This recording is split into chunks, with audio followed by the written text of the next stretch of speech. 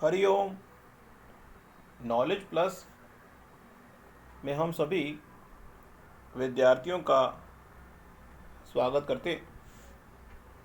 आज Hariom current affair की ये क्लास नंबर 363 क्लास है। इस क्लास में एक विचारों का स्टफ आपको दे रहे। जिस तरह से आप सबको पता लगा कि आयुर्वेद और एलोपैथी के बीच में एक कन्फ्लिक्ट पैदा हुआ और इसका फैसला क्या होगा ये आने वाला टाइम ही बताएगा। अब आयुर्वेद के समर्थक कहते हैं कि आयुर्वेद अच्छा है और उसने जो कोरोना वायरस है उसको मरीजों को ठीक करने में आयुर्वेद ने विशेष योगदान दिया।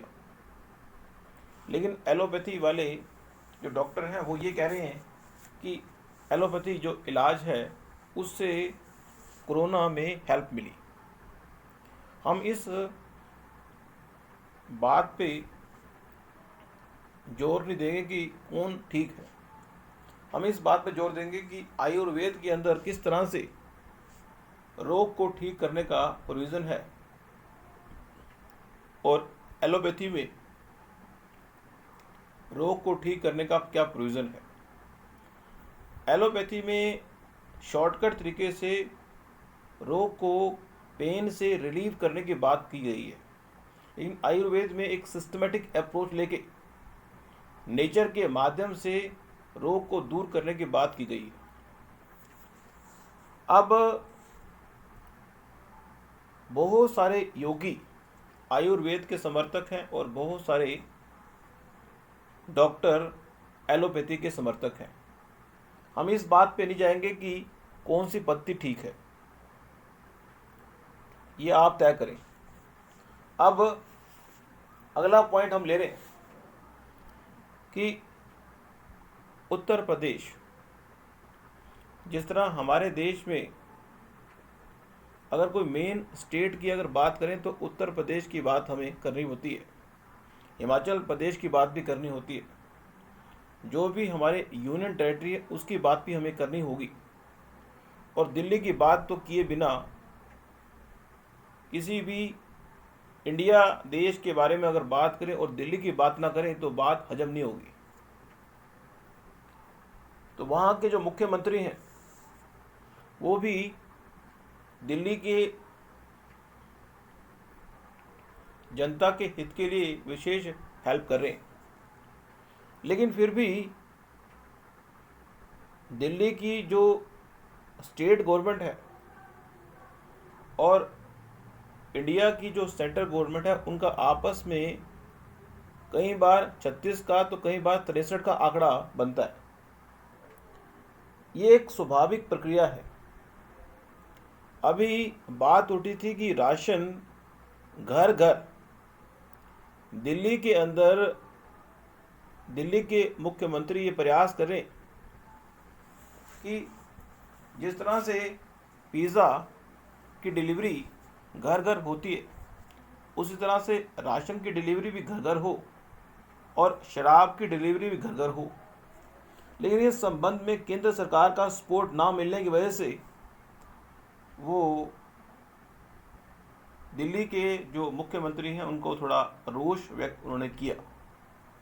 बंगाल के इलेक्शनों के बारे में हमको पता है कि बंगाल के इलेक्शन हुए और उसमें ममता जीत गई, लेकिन एक दो विधायक जो बीजेपी में नहीं थे लेकिन बीजेपी में जाके मिल गए, उनका जो हत्या का बात हुई वो एक प्रकार से पश्चिम बंगाल के अंदर अच्छा इवेंट घटित नहीं हुआ।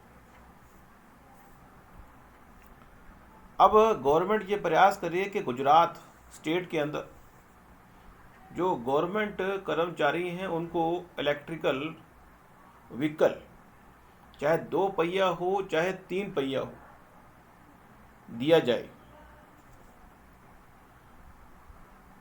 पंजाब जो गवर्नमेंट है देखो, पंजाब गवर्नमेंट ये प्रयास करे कि जो पेंशन 750 रुपये पेंशन थी उनको 1500 किया जाए।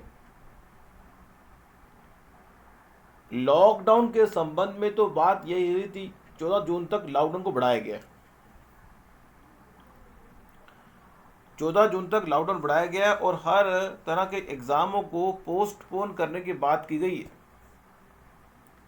पहले 10वीं के एग्ज़ाम को रद्द किया गया, 12वीं के एग्ज़ाम को पोस्टपोन किया गया, अभी फ़िलहाल 12वीं के एग्ज़ाम को भी रद्द कर दिया गया, अब सीए के एग्ज़ाम को पोस्टपोन कर दिया गया। उसके अलावा नीट या जेईई के एग्ज़ाम भी पोस्टपोन ही होंगे। राशन कार्ड, तमिलनाडु में गवर्नमेंट 2000 रुपये का एक रिलीफ गरीब लोगों को राशन कार्ड के माध्यम से देने का प्रयास कर रही है।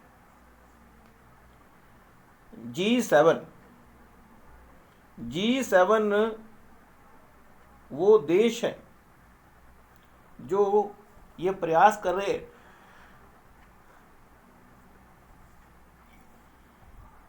कि जो डिजिटल प्लेटफॉर्म पे जितनी भी कंपनियां हैं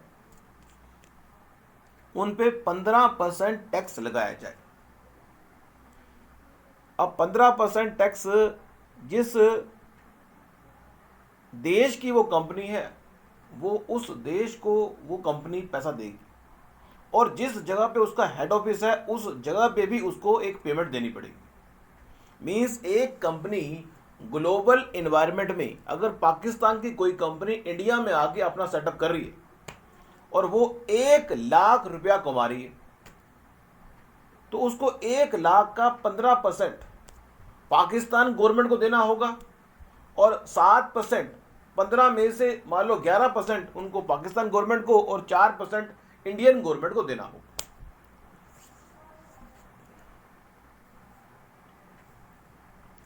ये फैसला जब हो जाएगा तो निश्चित रूप से कॉर्पोरेट टैक्स के माध्यम से डिजिटल प्लेटफॉर्म पे काम करने वाली कंपनियों को टैक्स देना होगा।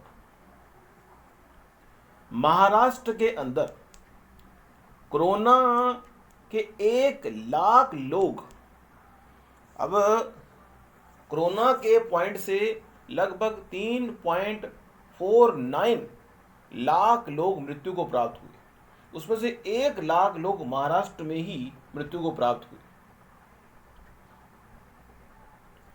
और ये आंकड़ा आ रहा है कि 24 घंटे में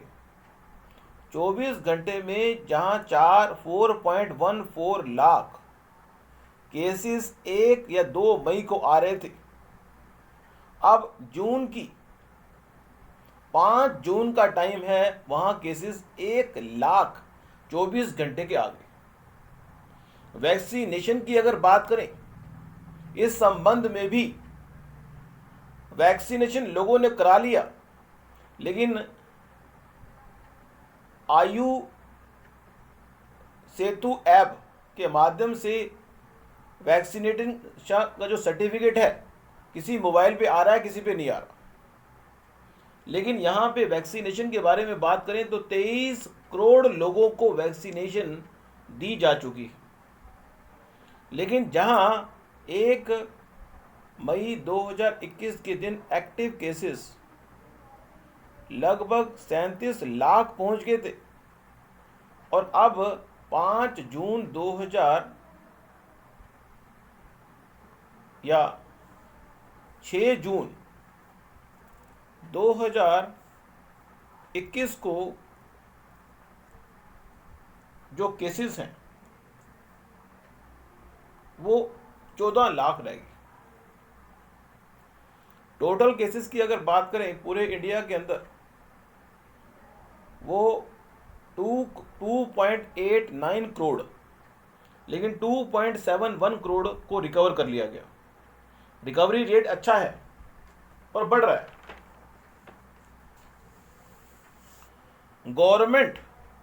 गोवा की गवर्नमेंट और केरल की गवर्नमेंट ये प्रयास कर रही है कि जो सरकारी कर्मचारी हैं उनको इलेक्ट्रिकल वाहन, चाहे वो 2 पहिया हो या 3 पहिया हो, उनको दिए जाए। दिलीप कुमार की तबीयत खराब हुई थी, लेकिन अब उनकी हालत ठीक है। अब सरकार ये भी प्रयास कर रही है कि जो कोरोना के टाइम पीरियड में कोई सेटअप करना चाहता है कंपनी का, तो 25,000 की इन्वेस्टमेंट करके वो पर्ल फार्मिंग, मोती की खेती के माध्यम से प्रॉफिट कमा सकता है।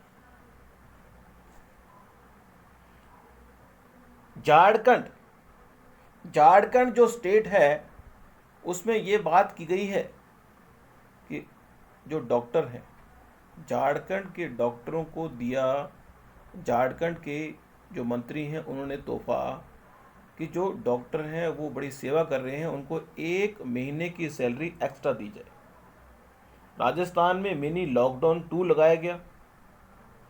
और अगर हम एक बात की बात करें कि वैक्सीनेशन के संबंध में ये बात दोबारा से उठ के आ रही है, जिस तरह से स्टेट गवर्नमेंट ये बात बार बार कह रही कि हमें वैक्सीनेशन नहीं दी गई, लेकिन अगर आंकड़ों की बात करें, सेंट्रल गवर्नमेंट के जो आंकड़े हैं वो ये साबित करते हैं कि 9 स्टेट ऐसे हैं जिनको वैक्सीनेशन दी गई, लेकिन उसका उन्होंने 50% ही यूज़ किया, बाकी वेस्ट हुई।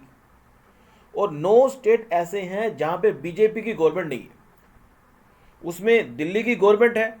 दिल्ली की गवर्नमेंट को लगभग 43 या 44 लाख की डोज दी गई, लेकिन उन्होंने उसकी उपयोगिता का लाभ सिर्फ 24 लाख में लिया। पंजाब को भी 28 लाख डोजेस दी गई, लेकिन यूज उन्होंने किया 9 लाख का। महाराष्ट्र को भी 1,43,000 वैक्सीन दी गई, लेकिन उन्होंने सिर्फ 62 लाख वैक्सीन का उपयोग किया। राजस्थान को भी करोड़ दिया गया और उसने 50 लाख वैक्सीन का उपयोग किया। आंध्र प्रदेश में भी 65 लाख वैक्सीन दी गई, लेकिन 26 लाख वैक्सीन को यूज़ किया गया। छत्तीसगढ़ के अंदर भी 42-19 यूज़ किया गया। तेलंगाना के अंदर 41-13 यूज़ किया गया। केरल के अंदर 62 लाख वैक्सीन दी गई, लेकिन यूज़ कितना? 34। छत्तीसगढ़ के अंदर भी, छत्तीसगढ़ में नहीं, झारखंड के अंदर भी 30 लाख वैक्सीन दी गई और 16 को यूज़ किया। मीन्स हाफ मार्जिन तक ही यूज़ किया गया। ये एक बड़ा ड्रॉबैक कह सकते हैं।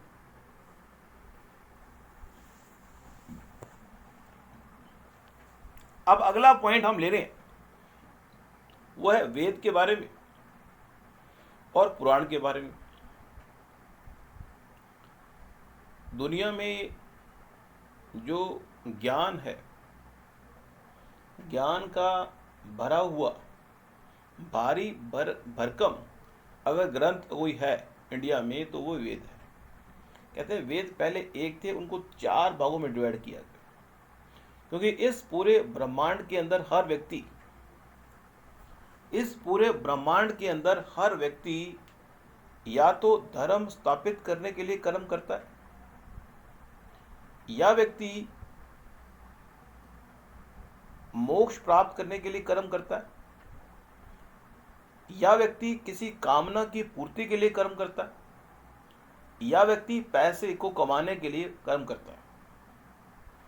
तो जो 4 तरह के वेद बताए गए, उन 4 तरह के वेदों को यदि हम डिवाइड करने का प्रयास करें, तो ऋग्वेद की अगर बात करें, ऋग्वेद हमें यह कहता है कि हमें धर्म से युक्त जीवन जीना चाहिए। यजुर्वेद कहता है कि हमें अगर कामना की पूर्ति करनी है, तो कामना की पूर्ति के लिए हमें यज्ञ करना चाहिए।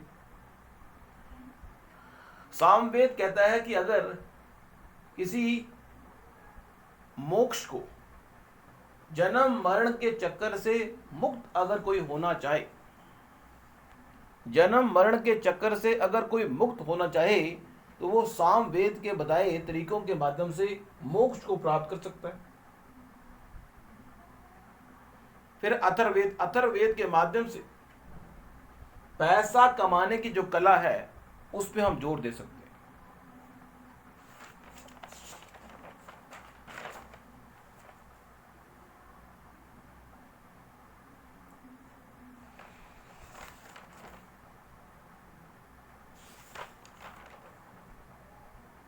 तो आज की इस टॉक के अंदर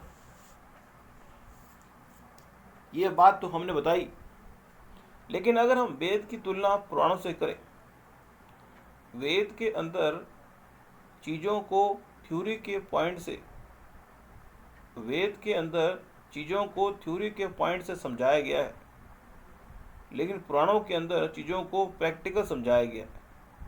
और हमारे पुराणों की अगर बात की जाए तो 18 पुराण हैं, उसमें से 6 पुराण जो हैं वो हमारे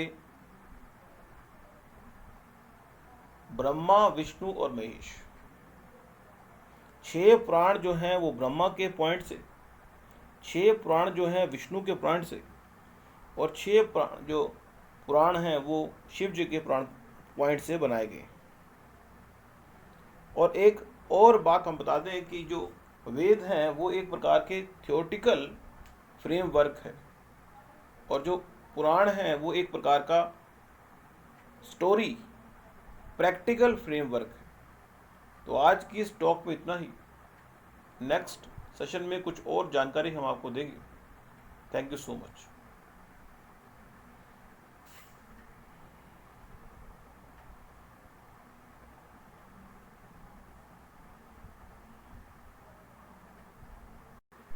हरिओम।